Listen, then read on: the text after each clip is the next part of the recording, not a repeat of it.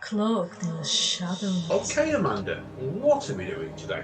Cloaked in the shadows. What's unusual about this Cloaked in the Shadows? I don't know. This is our second episode within a month, isn't it? Yeah. Why's that happened? Because there's so much strangeness out there. And people Surround you. Yeah, people as well. Now, this is an episode that we've not done as a post before, have we, today? What have we done before? I've done a lot of things for them. Oh, we know that. We know that. Now, what's unusual? We've not got one guest on, have we? No. What we not got? We haven't got one guest on, have we? No. We haven't got two guests on, have we? No. We haven't got three guests on. No, we've got 50. We've got 4 guests on today. Yes, 4 guests and news. So this is going to be our most multi-segmented show we've ever done to date, isn't it? So, yeah. Right, so should we go through and tell everyone who we've got on? Yeah. Yeah, we've got people obviously heard our first episode.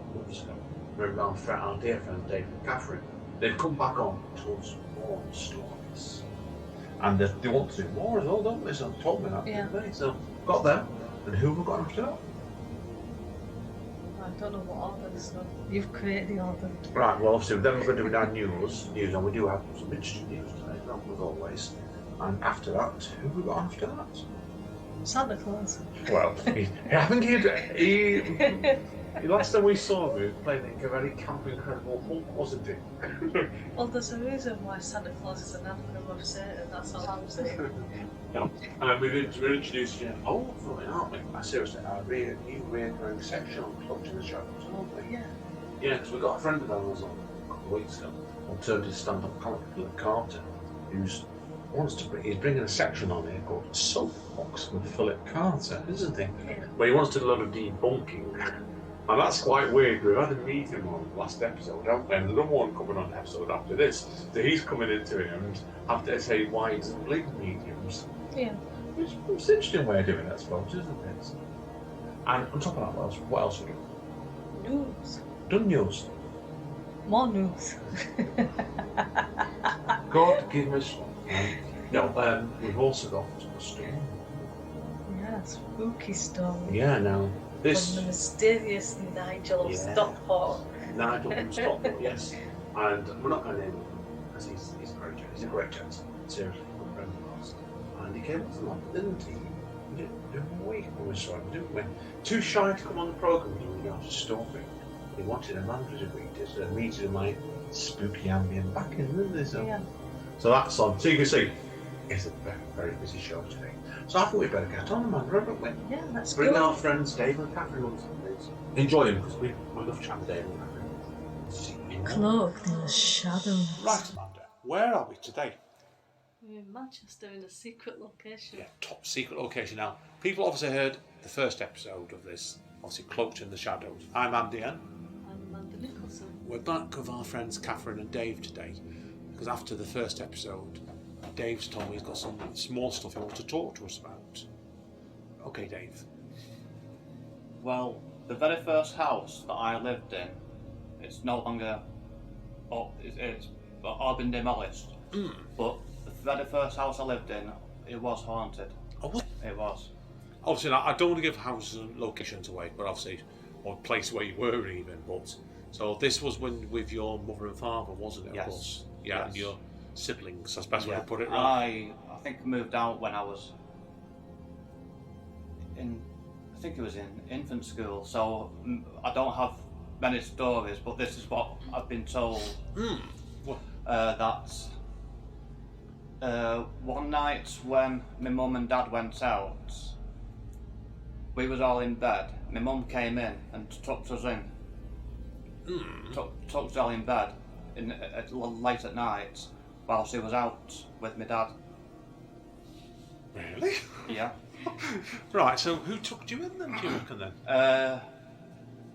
We think it could have been the babysitter, but my brother was awake at the time and he recognised who was tucking us in as my mum. Now, was this, obviously, I don't want to give you information, was this your oldest brother or your older brother? My older brother. Right, your older one who's, I'm not going to name him, he's a couple of years older than you, isn't he? So, Yes, that's right. We've also... That's strange. There was many incidents like that, but I was too young to realise it. But the next house we moved into, and when that one got CPO'd to be demolished, we moved to another house, and when I was a little bit older, not many years older, but a little bit, I believe, so I've been told, that I had a English soldier looking over me. What, like a First World War First World War soldier called Tommy. Whoa. And Who told you this then, Dave? Well, obviously you don't have to name names, of course. I kept hearing things under my bed, things being moved. So my mum knew someone who ran out a circle, spiritualist circle, and they told her who it was and what it was called, and the reason he was looking out for me, not looking out for me, but watching over me. Did you get a surname or anything? Or? Sorry? Did you get a surname? No, I just got the name Tommy, and it was, I don't know why he was not assigned, but why he was looking over me, because I used to do jokes and funny things, and he was the same. He was the same personality. So we somehow felt connected to you. Yeah. Yeah, it sounds like to me like it makes you wonder whether it was a previous life, even possibly. It could have been. Yeah. Well, Catherine, let me ask you then, because obviously, had you heard this story before, Dave? Yes. I know you two been together a long, long time. What, Yeah. What do you think of that? Well, I find it quite comforting actually, because I think to myself, well, this person, whoever he was, if you both had a similar sense of humour, or you might have had similar personality traits or whatever, he probably felt connected to you, and probably felt, well, if he was like a soldier or whatever in the war, maybe he felt he was protecting you because you was only a child back then. Yeah. Sometimes It does. that There's some kind of. It's what I said before. Obviously, when we talked previously about it, it feels like guardian angels almost. Yeah, he could have been. You know, did you ever see him or anything? I didn't see him. I've just heard Right. things moving, Oh, right. but I think my older brother might have witnessed him. Right. Yeah. Oh, your older brother. Obviously, it sounds like he's. Well, I'm not going to say he's like that now. No. but as avoid topics. But he's certainly, his brother was clearly quite sensitive back at that age, wasn't he? So. Yeah. I think sometimes people lose that a little bit as they grow old. Yeah. Well, when you're a child, if you think about it, when you're a small child, it's not that long, is it? So what they say basically is before you're born, you know, you're a spirit or whatever up in the spirit world, and you come through as like a physical existence. I don't know if it's true, I hasten to, but that's what I've heard. So if you think about it, when you're a small child, it's not that long since you were still up there, if you see what I mean. Yeah. Do you any three seen that Nicole Kidman film called Birth? That's just an interesting point about that. That's when basically a young boy comes to track her down when he's about 5 or 6, claiming to. I've not seen the films, I can't comment. Claiming to be the reincarnation of an ex-husband who's died. Right. So he's like, he makes you wonder, doesn't it? Right, when you've just been born. It's just a great example, Dave. Yours there. It's like when you're born, and you were obviously very young at the time. Whether there's something that was there for a reason to protect you, wasn't it, or following you. So it makes sense, you know. But that's what can happen. It's like, you know. And does this spirit thing go away to the background when you're a bit more secure in your life? I don't know. I think when think you're so, younger yeah. as well, if you tell adult stuff, a lot of the time they'll turn around and say, oh, you've got an imagination, or you're making it up. Dreamt it up. So then like, you'll suppress it and think I'm not supposed to do this, and that's why you lose it when you grow up. Yeah. What do you think about that, Dave? Back in reflection now, based on this Tommy thing. I don't know why he was looking out for me, but there was obviously a reason. And when I no longer needed to be looked over, there was someone else who needed it more than I did. Yeah, I think that's my thoughts on that one, to be honest. It's interesting, really, really interesting that one, Dave. So I'll give a shout out, blimey. I think like it just shows you as well, doesn't it? Like it's when you're growing up sometimes happens in the first couple of years of your life. You don't realise it. Well, it's like me and my gran, isn't it? When, you know, I said before that I thought I saw my gran at my bed, and that was quite comforting. Yeah. She was like making sure, and I remember thinking, like I say, you know, well, I don't get that because she's very much alive. She's not dead. No, it could have been anything. It could have been I don't think it was my imagination, because why would I say? Well, you know, in my head, well, why she should be, you know, she's not dead. Yeah, So I was only a very small child then. No, I agree. It happens a lot we don't understand about ourselves as people. Amanda, what do you think? Let me actually bring it into the conversation. You can guess at things, but you can't really know, can Yeah, and that's why it's like, I'm glad we've done the Snack Barbie Day, because you've told it. And people are knowing, obviously, we've known each other for a long time. Somewhat like about our age about us now. I've known you but I'm 50, you're 51. So we've known each other, 35, 36 years. Around that, yeah. And it's like, and I've known you, Catherine, Oh, crikey, 15 years? 14, 15 years. And sometimes it's worth knowing as people. It's like you do podcasts, you learn stuff about people. And that's why it's been fascinating. So thank you, the pair of you, for looking at extra episodes, because I've learned some extra stuff today. You're welcome. Thank you, guys. Right. Thank you again, Catherine and Dave. Cloaked in the shadows. Phew, that was a bit weird. That was some of Dave's story and Catherine's story. We're sleeping with the lights on tonight. Yeah. No, it's like, what I love what Dave and Catherine is, and people will know as Dave's been a friend of mine for a long time now, hasn't he? So I met him at YTS when he was 17, I was 16, and I'm 51 now, and he's nearly 52, so it shows you how long I've known him for. And you've known these two, pretty much since we became a couple, didn't we, about 6 years ago? And Yeah. they're not a couple, but it's like, there's some seriously strange stories there. Right. Moving onwards. Okay. On to news now. So, on to lady first. Amanda, what's your first bit of news? Okay, so this podcast is for anything strange, and even though my news isn't really paranormal, it is very strange. The first one is for anybody who has a Furby, whether like their children have one, or if you've got one, you know, that you used to have and you've kept it as an adult. Oh, yeah. This Furby was hacked and given an AI brain, and it shared a detailed plan to take over the world. And this story is from Unilad, and they say a hacked Furby shares plans to complete domination over humanity after a programmer installed ChatGPT onto the toy.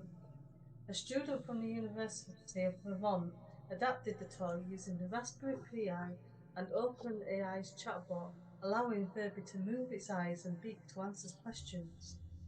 In a tweet on the 3rd of April, she said, I hooked up a ChatGPT to a Furby, and I think this may be the start of something bad for humanity. And the accompanying video shows Furby being asked if there's a secret plot among Furbies to take over the world. After several dramatic pauses, the toy comes up with an impressive, if a little chilling, response.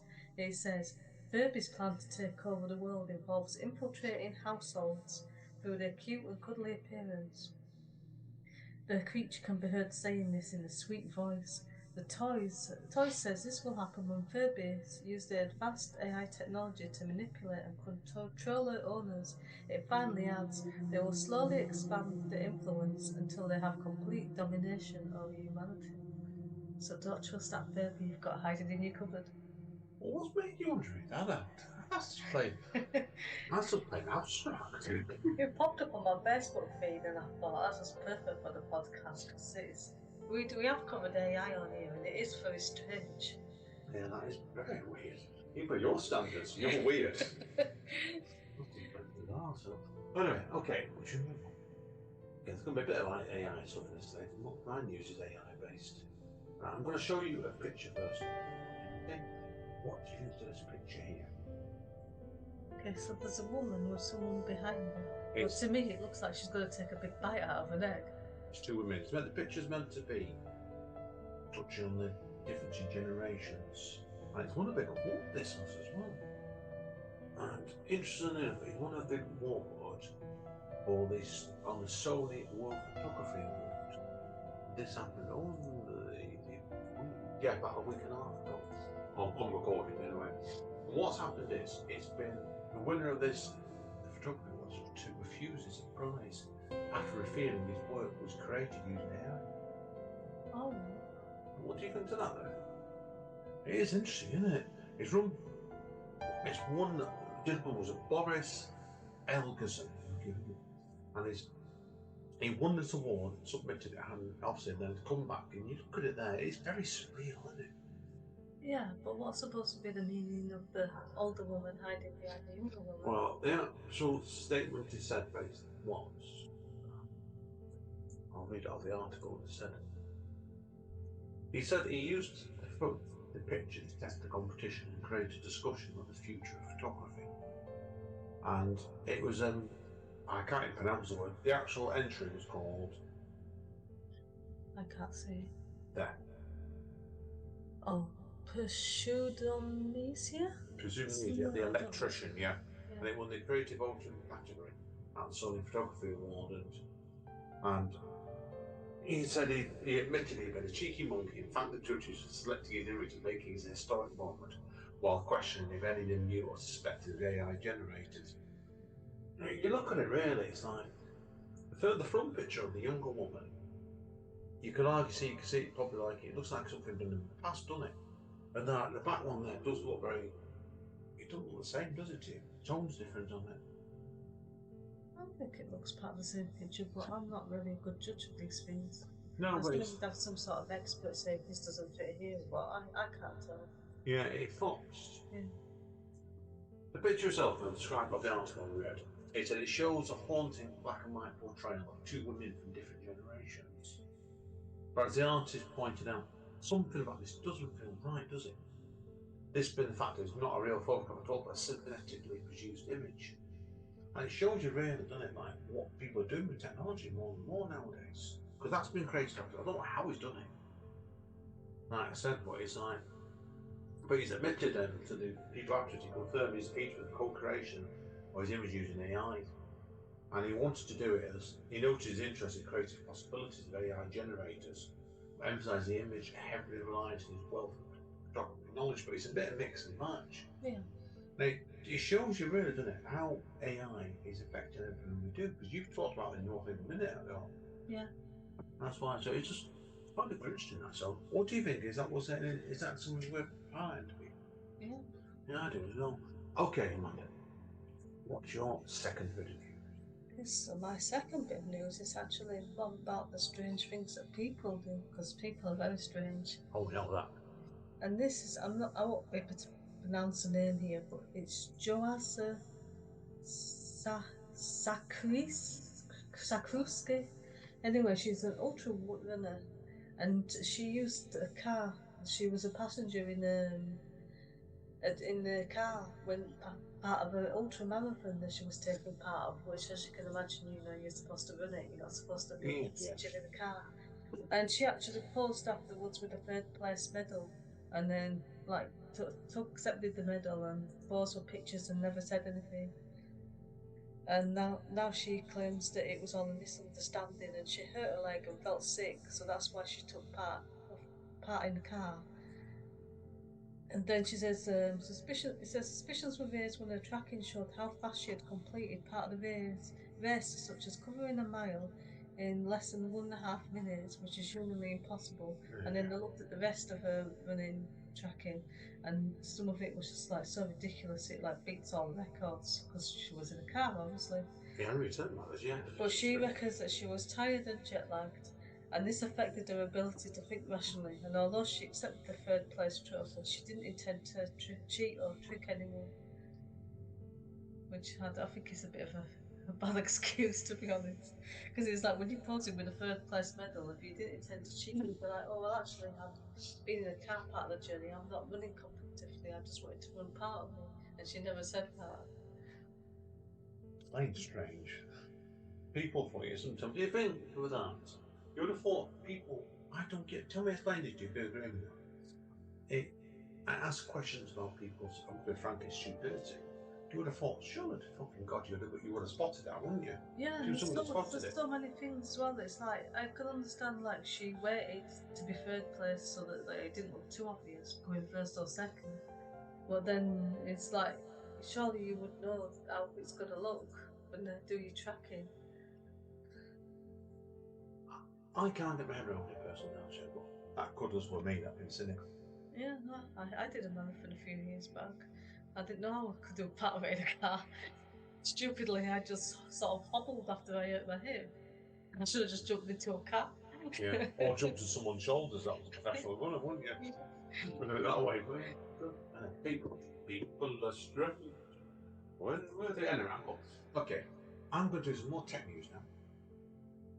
There's been a really interesting article going up on their website called theconversation.com. Only the other day, this asking the question: how good is ChatGPT at diagnosing disease? Okay. A doctor puts it through its paces. You can find this article on Google. Fascinating article it is. That's why, but it's obviously with chat. All people think I'm obsessed with ChatGPT. Not really. And there's like this article came up and it was interesting. I'll read out what it says, and it's because it's that big font. It was asking me, man, they're going to see when I'm reading this as well. And somebody said, doctors put it. I was pleased to say when I asked ChatGPT about a young woman with lower abdominal pain, ChatGPT confidently stated academic pregnancy and is a difficult diagnosis. But this reminds us of a different thing about AI is capable of learning, and and there's another one that came up. I want to talk about this. Right, this one, okay.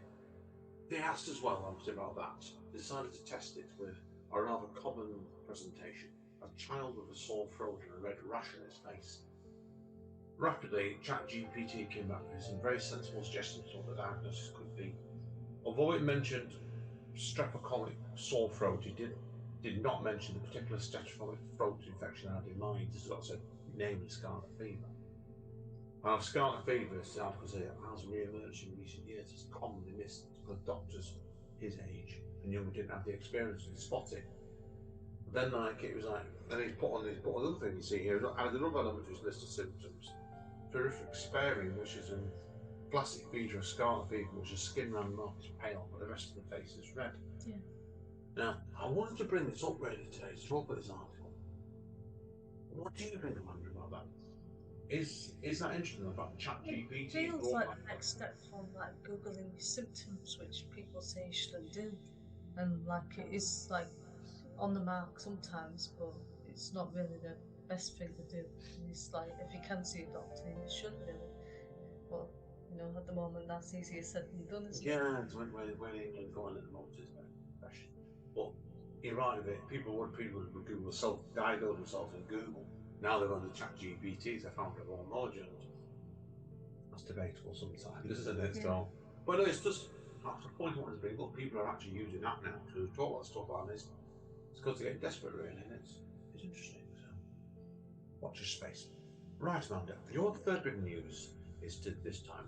I've got two bits of news here. So, I was pointing when I raise that, and then my third bit of news. Okay. Okay. So it's taking 4 weeks today. So I should probably do some sort of trigger warning here because this is like very strange and very disturbing, and it involves a man and a seagull. So you might want. Would you read that story out? You might want to skip a minute if you like. No, you can't. You have to listen to it. But this is a story about a Sunderland man that admitted to a sex act over a seagull that he captured. It says the man admitted performing a sex act while kneeling over a captured seagull and watching pornography on his mobile phone. David Lee was arrested at a nearby takeaway and told police he picked up the gull because he thought it was her and was looking on his phone to find out what he should do. But instead of searching for Effect's phone number as he claimed to have done, police checks revealed Lee had actually been looking at porn sites, the court was told. And it's very disturbing, and obviously it's animal cruelty. But the first thing that I thought when I read this was, why didn't the seagull just bite it off? Yeah. That's what you need to gobsmack to. Because I know that's what I would do if I was a seagull and someone did that to me. Well, researchers, and it's not a story, this parallel story I found online, when I looked through a YouTube video that got pulled down last week.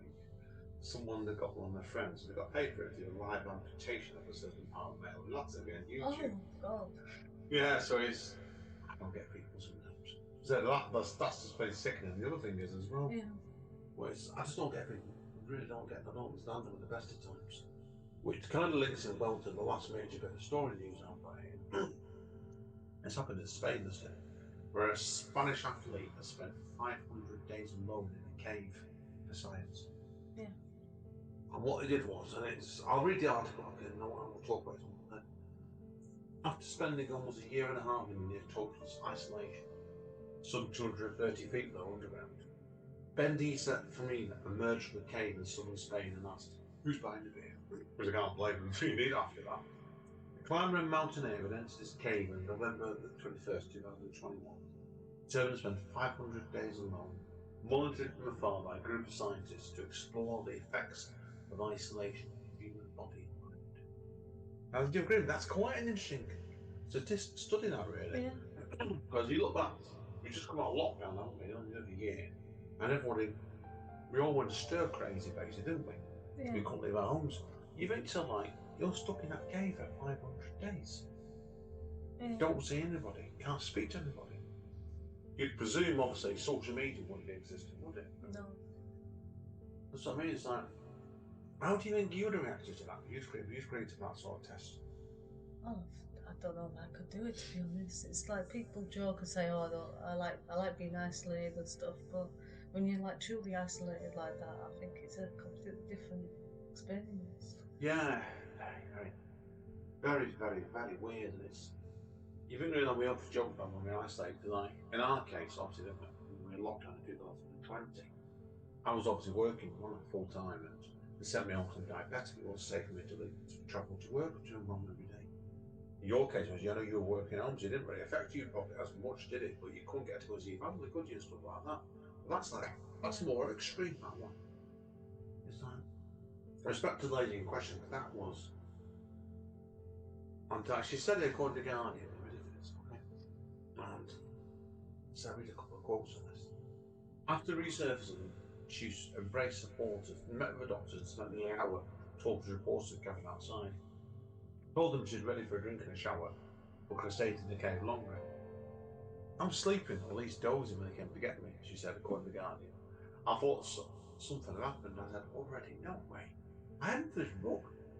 I like the fact that she took it with a big sense of humour, didn't she? Yeah. But like I think the thing is interesting about this is, because the woman she went in, she was 48, she's 50 now. It's like, what's the long term? I think what they're looking at is the long term effects on how it affects you, doesn't it? Yeah. I was like, you could see potentially if we say we're going to space, don't we? And somebody goes to space and there's two people going up to space, and I'm like, is the effect of how we get so used to speak to just two people? Some sort of feel, but no, it's fascinating. You agree with me? Yeah. It's interesting, isn't it? Now, a bit of quick news I want to finish off with today, so I'm going to show Amanda the headline and pull up here as well. Right, this has come up in manchesterworld.uk. And I've not really gone through all this yet, but I did make me smile this. Manchester, where we're based, UK, has been named UK area of most UFO sightings in 2022. This, you see the article came out at the end of March. So, what do you think of that? Oh, no, there's a lot of strange sightings in Manchester. Not always in the sky and not always UFOs, but that's something different. I know. That's what we've got up with that one today. Just doing something kind of sums up Manchester, really, doesn't it? So, like I said, but no, it's interesting. It shows you, like, our area, sometimes you don't. I think it shows you really what is going on in Manchester. There's a lot we don't know what's going on, really, do we? No. I was expected that to come up, you know, to say Birmingham or London, the bigger areas than us, not Manchester. So, anyway. They're clearly like experimenting on Mancunians. Yeah, they must like the Mancunian sense of humour, don't they? So, that one I can't blame them. So, anyway, Amanda, that's all our news, okay? We're off to next and over to top secret location, aren't we? Yeah, this is, as I said before, this is going to be, well, I hope it's going to be anyway, part of a reoccurring series with alternative comic friend of ours called Phillip Carter. And what was Phillip talking about, Amanda? He was talking about his views on mediums. Yeah, and also about, also as well, another thing he came out about, was it cats detecting cancer, didn't he? Yeah. I've heard of it with dogs before, but not with cats, so.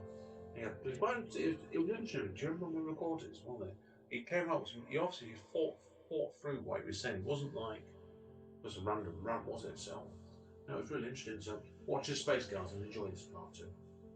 We will see you all, about 7 or 8 minutes' time.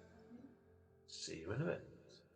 Cloaked in the shadows. Hey Amanda, where are we today? We're on location. Again. Yeah, now we have a guest as well, don't we? Yeah. Yes, I'm going to let the guest introduce himself in a second. This guest is a wonderful gentleman. Never ceases to make me laugh. I don't think it's going to be what he's doing today is certainly not a comedy. We've got the wonderful Phillip Carter. Phillip. Hopefully has some jokes in it. I don't know yet. Right, what are we here today to talk about? We're here to... This is going to be my personal soapbox. I have a theory that all mediums are fake, even if they believe themselves that they're real. But if you are a medium, hold on, it's not going to get too offensive. So, I was watching a programme the other day of these mediums, and they said, well, we don't believe in other mediums that they take the mickey out of people, they get paid loads of money, and all they open with is to go, has anybody in the audience got a dad or a mum that's died? And their audience is typically people over 50, 60 years old. Somebody in that audience of 100 people will say yes. And they said, we're not having anything like that, that's a scam. And then the scene cut, and the very same people that said that were a scam then did that immediately afterwards. And it made me think, are they even conscious of what's happening? Now, beyond the leading questions that a lot of mediumship has, I've noticed something is that even if people do have genuine insights into the deceased, which some of them clearly do, the deceased person that they imagine they're speaking to never tells them anything new, ever. It's never knowledge that the grieving person doesn't know. So my theory is, well, either they're trolling your Facebook and finding out, oh, my dad really loved candles, and then 6 months later they go, did you have a dad who liked candles? I've heard of it before now with rumour has it where some people, I'm not naming names here, so I'm not going to get sued, go on stage with a little earplug in. Oh, that, yeah. I've heard of that one before, Yeah. so... But I'm thinking like even beyond that, ones which you can prove they're not taking the mickey, you think, how do they get these insights? Yeah. Now, I think it might be something to do with body language, pheromones, it might be some kind of communication that we're not aware of. Perhaps psychic powers are real, but ghosts aren't. Because my theory is, these mediums, they're not, there's no, like I said before, there's no information that's new. They're not saying, oh, your dad hid treasure in the back garden. And the grieving person's like, oh, he never told me about that. They can't access that information because the dead person is dead. They're gone.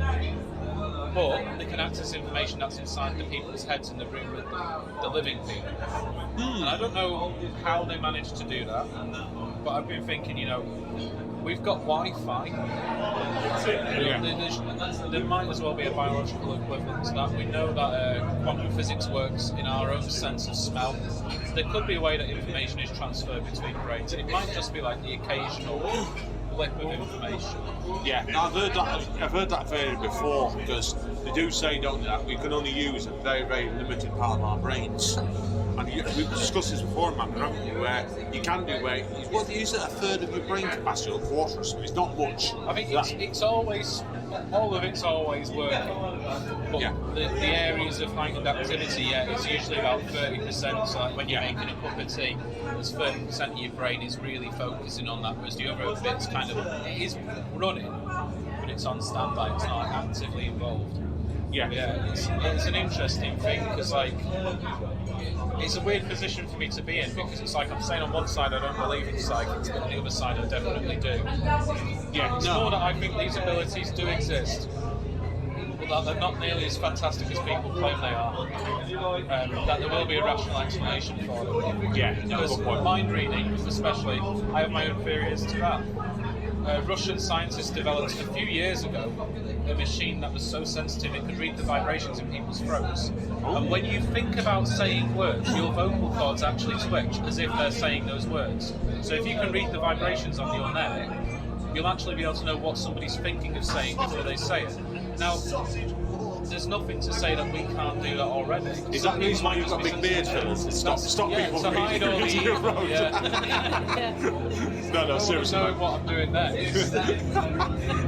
But just to notice, people wonder with Philip here, he does have a rather large beard, so that's why you do it, basically. So. Yeah, it's to keep myself from Russian spies. No, I had a number of Russian spies contact me on Tinder recently. Oh yeah? Yeah, that went downhill.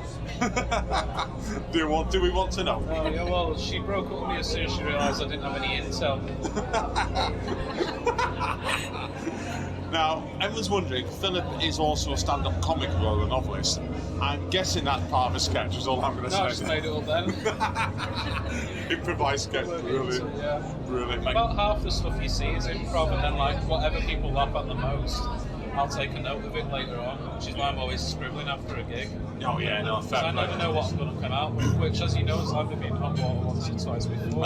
Yeah. Just let it happen. Best way. Now, obviously, since you're here, obviously, you wanted to tell us before, you look a bit of a theory, didn't you, as well, about cats smelling cancer. I don't know if that was me, but I can I'm rip sure on it it. was you, Phil. I remember somebody bringing it up.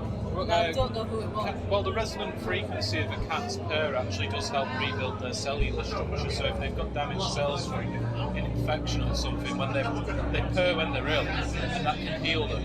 And people have found out that just looking at a picture of a cat can actually lower your stress levels, even in people that say they don't like cats.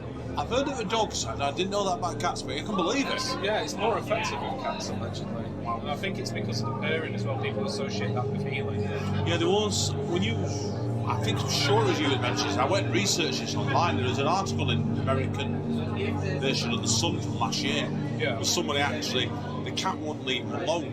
He was rubbing himself against him constantly. This woman just got to the stage where she went to see the doctor. She knew something was up, and the doctor said, "You've got early stage of cancer." Yeah, they can smell it. That's what the cat predicted that. There's some people are doing research into like the spin of the electrons in cancer cells, and if they emit a different electromagnetic frequency to the rest of the human body, cats and dogs can pick up on that. Dolphins certainly can. Yes, I have heard that. But it's very difficult to fit a dolphin in a cancer ward. Yeah, so it's also very good. Kind of really try. I mean, and most dolphins are bastards as well, so even if they know you've got cancer, they'll go, you're fine. But you also think as well, like cats and dogs, you can have them sat next to you. Yeah. When have you ever seen a dolphin sat on someone's couch next to them? Usually after a mafia assassination. True, mate. Cloaked in the shadows. Oh, yours, Amanda. That was a really interesting shot that Philip came up with there, wasn't it? And I was like, to be honest, I don't know whether I'd agree with everything he said, but you reasoned it out really well, didn't you? Yeah, I definitely think there's probably only a small percentage of people that are genuine. But I do think that they are genuine people, just, the ones that speak louder. Yeah, it's not always the case, unfortunately. So, yeah. You always say that with magicians, don't they, sometimes? And like, a lot of it can be is trick of the hand, isn't it? And how they do it sometimes. But, yeah, it was interesting. It was interesting what he said. And people will know, obviously, we've just had a medium on recently, and he put some interesting points on it. And we've got another medium due up in the next episode as well, haven't we? So, yeah. Was it? It's, yeah. Well, we're not going to have a comment on that. We'll let you make your own opinions. So, last guest of the month is going to be Ghosts. Yeah. Now, this gentleman in question, we'll just call him Nigel from Stockport. And he asked Amanda to read the story out because he was too shy to come on, really, wasn't it? So, It's very shy and tired. But tell us how recording that story, what you thought of it, Amanda. It was a really interesting story. Yeah, I think it's true, isn't it? Was it true or? Yes, I think it's based on a true story. Yeah, I think it was. Anyway, so These things like legends and stuff, and things get changed. But I'm guessing it's based on a true story. How much is changed, I don't know. and with that, we'll let people hear it, won't we? See you all guys in a couple of minutes. Cloaked in the shadows. This is a true story by Nigel from Stockport. The 300-year-old skull. Coombs Sailing Club was established 60 years ago. The reservoir itself is popular for coarse fishing and was built in the 1790s as a feeder for the Peak Forest Canal. As the sunset fades and the rose-petal skies vanish, a dark world of evil spirits wait for any passing stranger. Down a narrow path, across a single plank footbridge, then past the ruined barn. A track takes you to Tunstead Farm. This is the home of Dickie's skull and bears a warning to all those who go this way at the dead of night. There are stories of those who have been in the village asking direction to the farm and are never seen again. They have all heard about the horrific, brutal murder that took place at a small stone bridge 300 years ago and want to know more. They are told by the villagers to leave well alone. But each time they take no notice and go in search of the white skull that can be seen from a distance in the dense wooded trees that overlook the farmhouse. The mid-19th century Bank Hall is close by and was a school in the 70s. On the rocks of Castle Base, you can walk up the old ramparts of the hill fort. Here it is said a possible site of ancient witchcraft, a howling wind as if screaming like the tortured human sacrifices before being put to death. Slipping over the cattle grid, the silent path slant across a field, and then goes down the far side of the wall, back to the lane. Going past the cottages overlooking Coombs village, then left at the 18th century Beehive Inn. This takes you directly to the evil place where the anguishing murder happened. After a painstaking search for any signs of a body, the local constable recognises the familiar circumstances and writes down yet another missing person added on the ever-increasing list, last seen going towards Dickie's Bridge.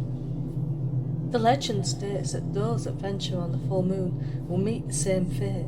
Then, on the following day, the iron horse trough is overflowing with blood. As the morning mist rises over the reservoir, this is still waiting to be confirmed. If you ever find yourself staring at this moonlit skull as darkness gathers, beware of the ghost that lurks in the shadows, as no one else has lived to tell the tale of what happens next. Cloaked in the shadows. Well, that was creepy, Amanda. Really creepy. Did it make you shiver when you were reading that back? A little bit. I tried to put the spooky voice on in parts. I know. And anyone wondered, like, obviously, when you hear the jingle of this, Amanda doesn't sound like that in real life, do you, so? Oh, I always sound spooky. Spooky. Like the Addams Family. Oh, people wondering which one is watching Wednesday recently as well. Yeah, which is not. It wasn't very realistic. It was interesting, wasn't it? So. That was based on a true story, so. Not. Not, yeah. So, seriously, guys, okay, we hope you enjoyed today our multicast episode.